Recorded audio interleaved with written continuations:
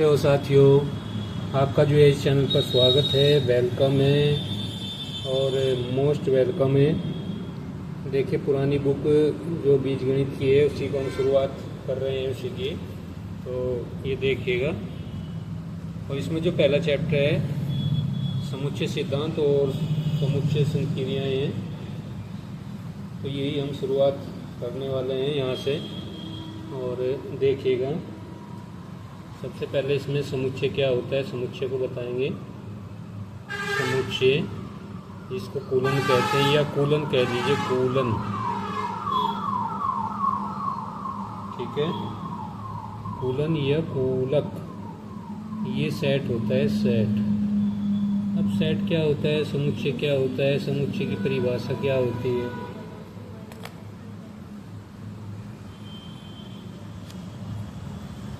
वस्तुओं का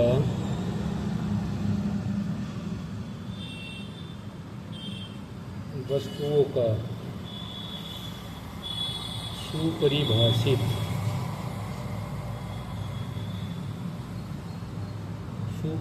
यानी जिसको हम परिभाषित अच्छे से कर सकते हैं, सुपरिभाषित समूह के रूप में होगा। समूह में एक वस्तु तो नहीं रहेगी, एक से ज़्यादा वस्तुएं रहेगी, वही समूह है। या संग्रह समुच्चय कहलाता है, ठीक है, समुच्चय कहलाता है।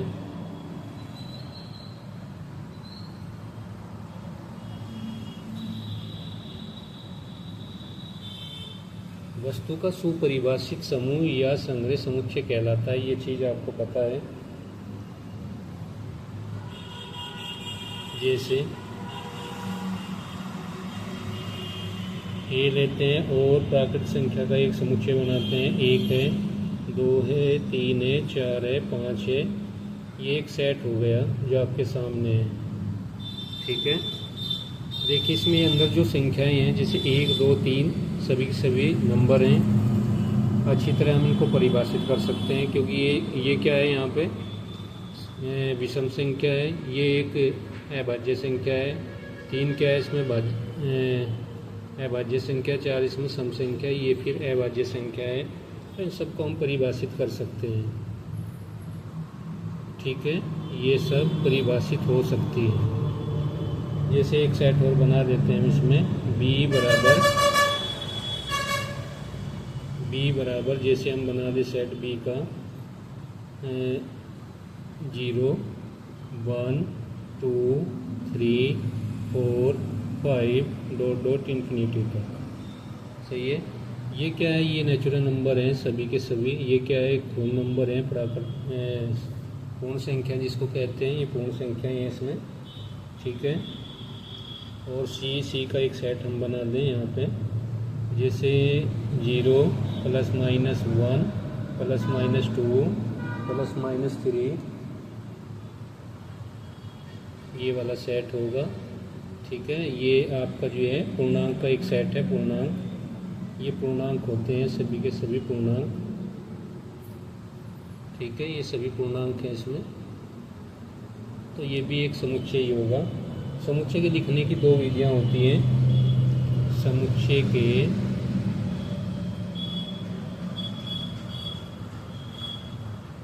लिखने की विधियां,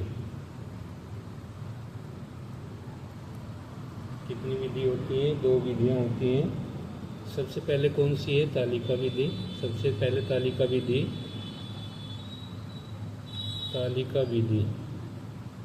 इसका नाम क्या है भाई, दूसरा तालिका विधि कह दीजिए, या इसको कह दीजिए सूची विधि।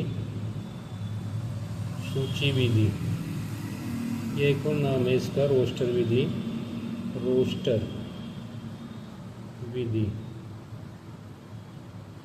ठीक है। रोस्टर विधि, ये भी इसका नाम है, रोस्टर विधि।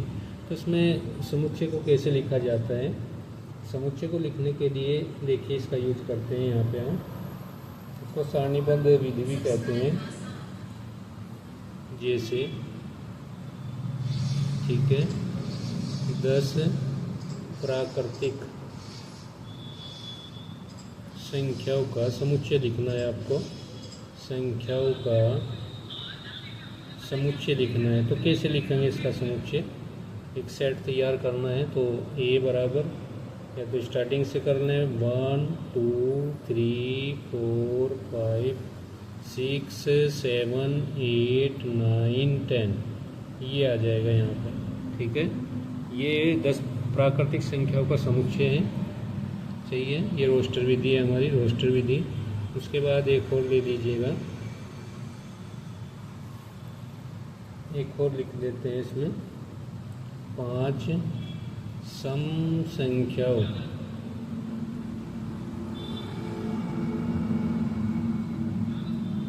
का समुच्चय हमें लिखना है। 5 सम संख्याओं का समुच्चय कैसे लिखेंगे? ठीक है, जैसे सम के लिए 2 हो गया, 4 हो गया, 6 हो गया, 8 हो गया और 10 हो गया।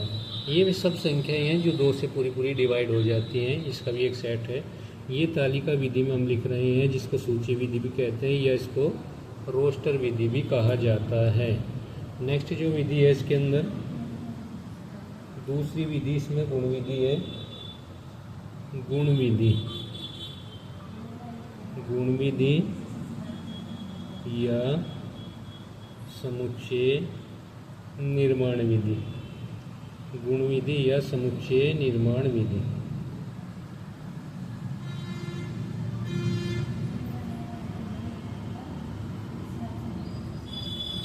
गुण विधि या समुच्चय निर्माण विधि, ठीक है, या समुच्चय निर्माण विधि,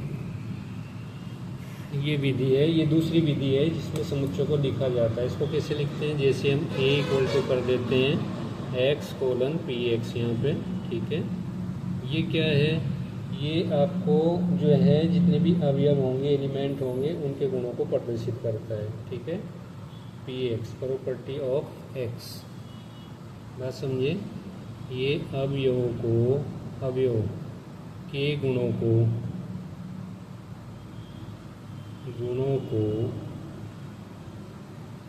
प्रदर्शित करता है।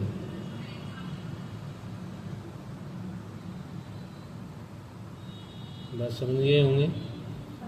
जो पी एक्स होता है ये प्रॉपर्टी को प्रदर्शित करता है। तो इसमें हम लिखते हैं, जैसे कोई एग्जांपल हम ले रहे हैं, इसमें एग्जांपल लेते हैं, इसमें 10 से छोटी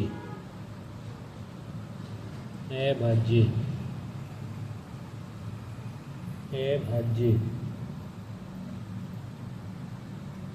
संख्या,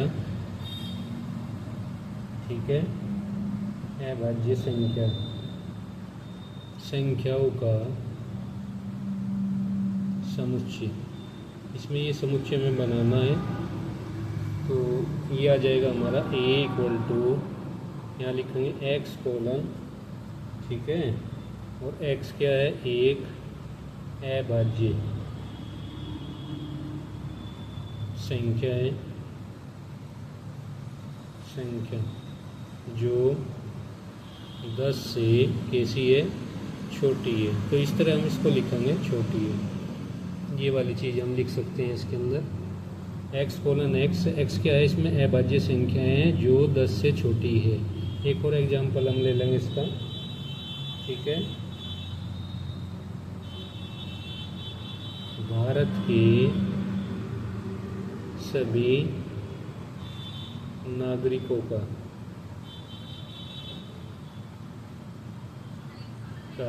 समुच्चय, ठीक है। भारत के सभी नागरिकों का समुच्चय हमें बनाना है।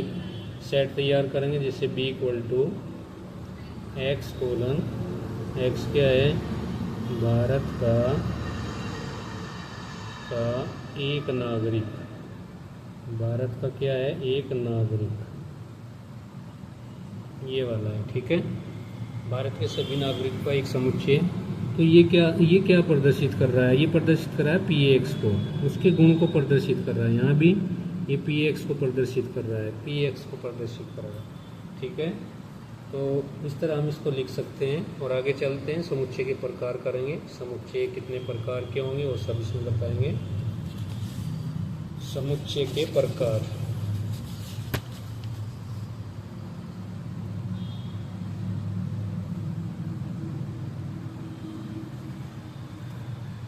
समुच्चय के प्रकार। तो समुच्चय कई प्रकार के होते हैं। सबसे पहले जो हम लेते हैं इसमें, सबसे पहले हम ले लेते हैं इसमें, ठीक है, रिक्त समुच्चय। रिक्त समुच्चय सब चीज़ हिंदी में पढ़ाई जा रही है, पढ़ लीजिएगा। उसके बाद इसमें दूसरे नंबर पर एकल समुच्चय। एकल समुच्चय नंबर 3 पर है। एकल समुच्चय हो गया सम या समान समुच्चय। सम कह लीजिए या समान समुच्चय कह लीजिए, एक ही बात है, ठीक है ना। एकल समुच्चय हो गया। इसके बाद नंबर 4 पे उप समुच्चय। उप समुच्चय, उप समुच्चय हो गया इसमें, ठीक है ना। इसके बाद इसमें उचित नंबर 5 पे है उचित। उचित उप समुच्चय या जिसको बोलते हैं अधि समुच्चय। अधि समुच्चय, ठीक है, अधि समुच्चय। उसके बाद इसमें परिमित समुच्चय है। परिमित, ये चीज़ आप देख रहे होंगे, नंबर 6 पे है परिमित समुच्चय।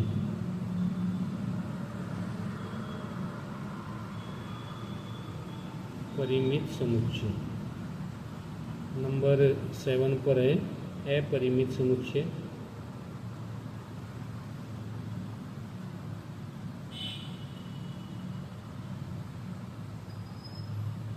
अपरिमित समुच्चय, ठीक है। नेक्स्ट है 8 नंबर पर विंसगित।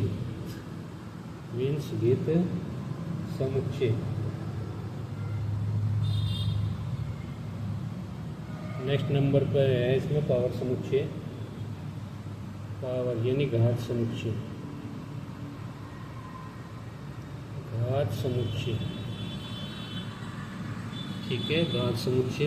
तो ये समुच्चय के प्रकार चल रहे हैं। सबसे पहले मैं रिक्त समुच्चय लिया, फिर एकल समुच्चय, सम या समान समुच्चय, फिर उप समुच्चय, उचित उप समुच्चय या अधि समुच्चय, परिमित समुच्चय, अपरिमित समुच्चय, विंसगित समुच्चय, जिसको असंयुक्त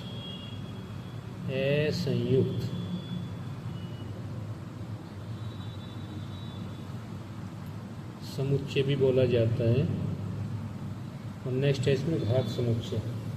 तो ये समुच्चय के प्रकार हैं जो आपके सामने हैं। सभी के सभी बहुत ही इम्पोर्टेंट है, कोई सा भी पूछा जा सकता है।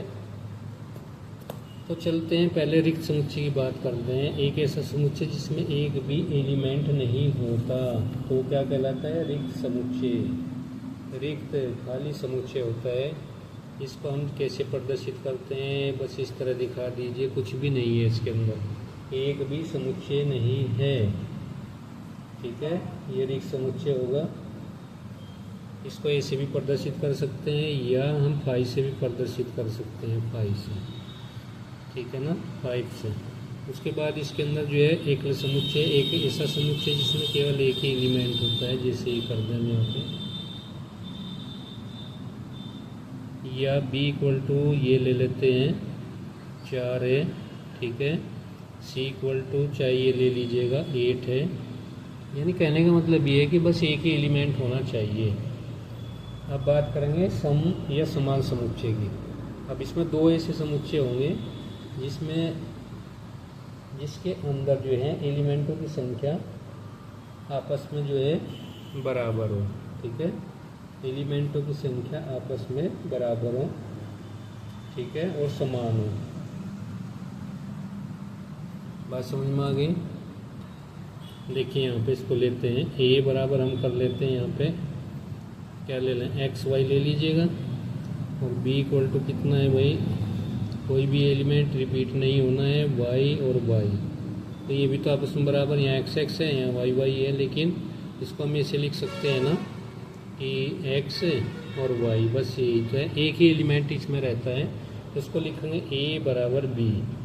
नंबर ऑफ एलिमेंट इसके अंदर अधिक हैं, लेकिन बात तो एक ही है, x x है तो x ही रहेगा, y है तो y y एक ही रहेगा। तो ये क्या है इसका, ठीक है, ये आपस में क्या है, इक्वल है, दोनों के दोनों समुच्चय। यहाँ भी एलिमेंट एक्स वाई है, यहाँ भी एलिमेंट एक्स वाई है, तो एक्स बराबर वाई हो जाएगा।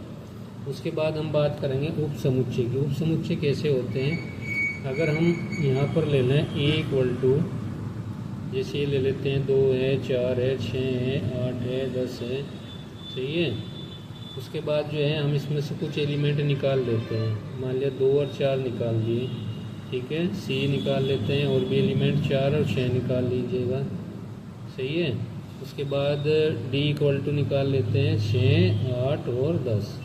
ये एलिमेंट बी भी इसका जो है सबसेट होगा, सब समुच्चय होगा।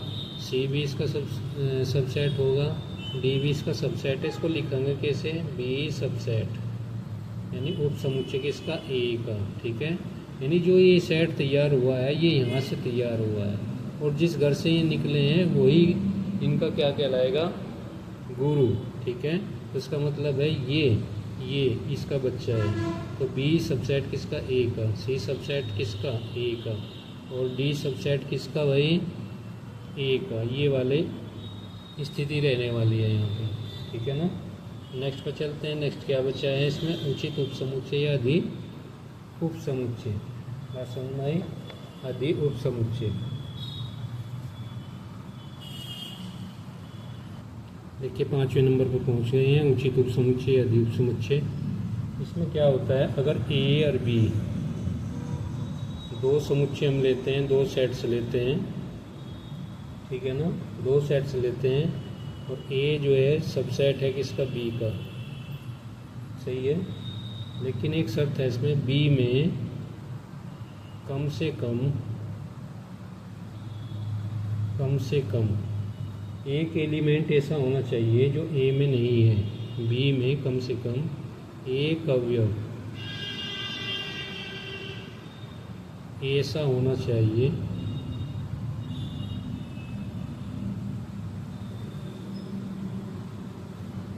जो ए में नहीं है, ठीक है। एक एलिमेंट ऐसा होना चाहिए, यहाँ ए सबसेट है बी का, लेकिन बी में एक एलिमेंट ऐसा होना चाहिए जो ए में कभी ना हो।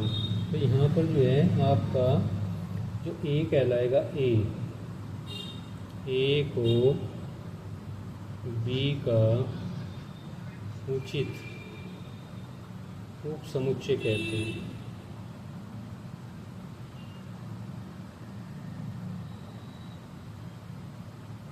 उचित उप समुच्चय कहते हैं, इसको इस तरह डिनोट किया जाता है। अब बी के अंदर एक एलिमेंट ऐसा होना चाहिए जो ए में नहीं हो, ठीक है, और बी को ए का उप समुच्चय अधि समुच्चय कहते हैं, अधि समुच्चय। ये चीज़ आपको याद रखनी है निश्चित रूप से, अगर नहीं याद रखोगे तो ये समझ में नहीं आ पाएगा आपके।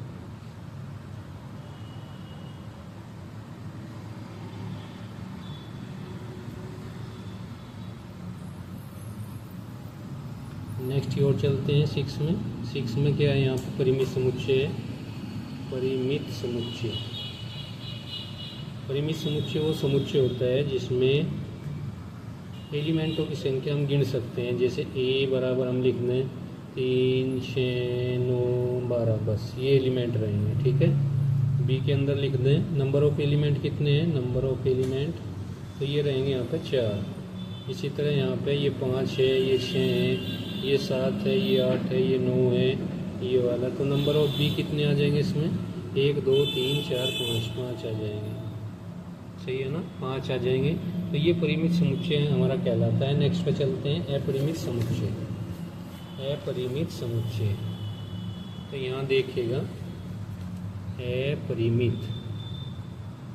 अपरिमित समुच्चय में समुच्चय होते हैं जिसमें एलिमेंटों की संख्या हम गिन नहीं सकते, उनकी क्वांटिंग नहीं कर सकते, ठीक है। जैसे ए बराबर हम ले लें यहाँ पे 1, 2, 3, 4 डॉट डॉट करके इन्फिनिटी तक चले हैं, तो ये अपरिमित समुच्चय होते हैं। अपरिमित समुच्चय, ये 7वां नंबर है भैया आपका अपरिमित समुच्चय। जैसे हम यहाँ पर करते हैं बी बराबर 2 है, 4 है, 6 है, 8 है, डॉट डॉट इन्फिनिटी तक, तो ये भी आपका इनफाइनाइट सेट होगा, इनफाइनाइट सेट होगा। नेक्स्ट 8वें नंबर पर चलते हैं, असंयुक्त समुच्चय। अब एक और नाम है इसका, इसका नाम है बीजगणित समुच्चय।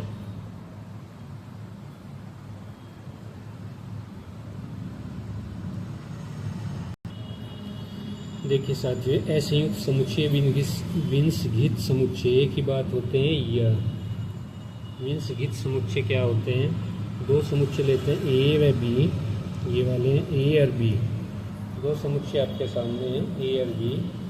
अगर इनका इंटरसेक्शन हम करते हैं यहाँ पे ए इंटरसेक्शन बी, तो फाई प्राप्त होता है हमसे, फाई प्राप्त होता है फाई।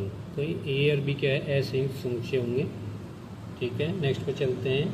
अच्छा, जैसे एग्जांपल हम ले लेते हैं इसमें ए इक्वल टू एक्स है, वाई है, जेड है, ये 3 नंबर हैं। बी इक्वल टू यहाँ से हम ले लेते हैं 2 है, 3 है, 4 है, ये ले लेते हैं। अब इन दोनों का इंटरसेक्शन करते हैं। इंटरसेक्शन बी क्या रहेगा, कॉमन कुछ चीज़ है नहीं इसके अंदर, नहीं है ना।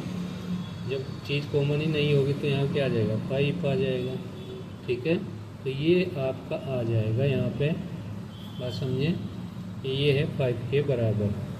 नेक्स्ट है 9वें नंबर पर घात समुच्चय। कैसा, घात समुच्चय। अब घात समुच्चय क्या होता है, ठीक है। सबसे पहले एक काम करते हैं, जब भी हम उप समुच्चय बनाते हैं, उप समुच्चय, ठीक है, तो वो 2 की पावर n होता है। n क्या है, नंबर ऑफ एलिमेंट है इसके अंदर। जैसे यहाँ पे एग्जाम्पल के तौर पे हम बना लेते हैं ए इक्वल टू 1 2। अब नंबर ऑफ एलिमेंट कितने हैं, 2 हैं। उप समुच्चय कितने आ जाएंगे इसके, उप समुच्चय की संख्या अगर हम निकालें, उप समुच्चय आ जाएंगे 2 की पावर 2, यानी 4 आ जाएंगे। और 4 अगर हम इन्हें लिखते हैं घात समुच्चय में, तो कैसे लिखें, सबसे पहले उप समुच्चय के रूप में लिख लेते हैं ऐसे, जैसे 5 आ गया, 1 आ गया। ठीक है,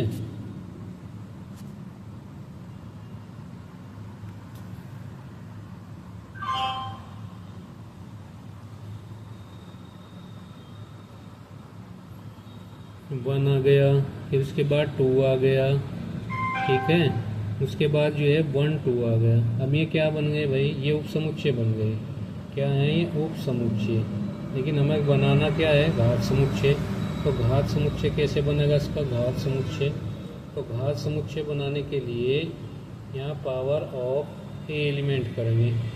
तो जो भी बनाया है उप समुच्चय, उसका एक सेट तैयार कर लीजिए। 5 यहाँ आ जाएगा, 1 यहाँ आ जाएगा, 2 यहाँ आ जाएगा, और 1 2 यहाँ आ जाएगा। ठीक है, तो ये क्या बन गया, ये बन गया आपका घात समुच्चय।